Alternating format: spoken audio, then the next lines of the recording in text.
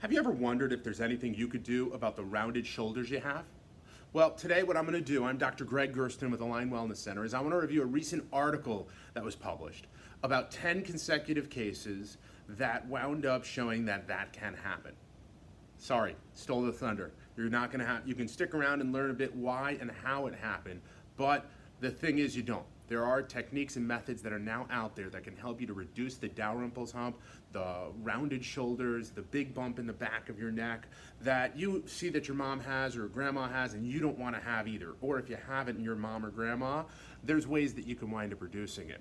This is a case study of 10 consecutive cases out of a clinic that used CBP mirror image approach to reducing thoracic hyperkyphosis. That's the doctor's term for it. It was a retrospective study when they went back and they looked at these 10 cases.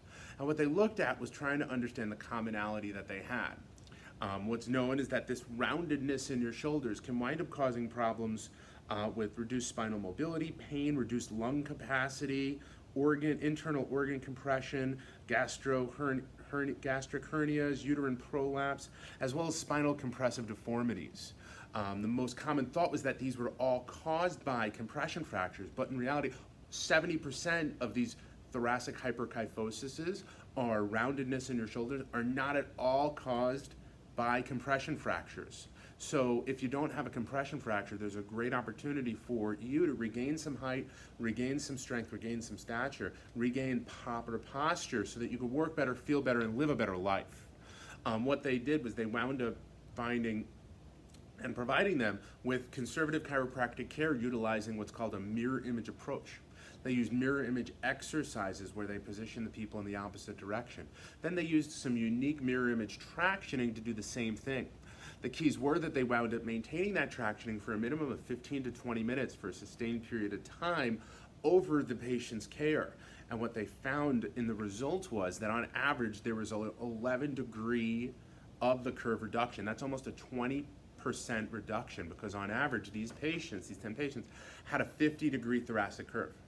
Now the ideal and normal thoracic curve is 40 degrees when you measure from T1 to T12.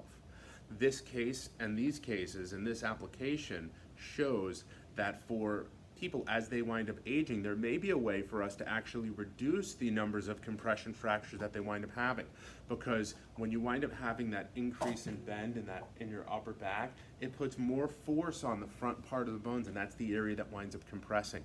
So if you or someone you know or love winds up having rounded shoulders, thoracic hyperkyphosis, Dalrymple's hump, these are all ways that these are typically described. Or if they even had a compression fracture, there may be ways for to slow down other ones from occurring in the same region.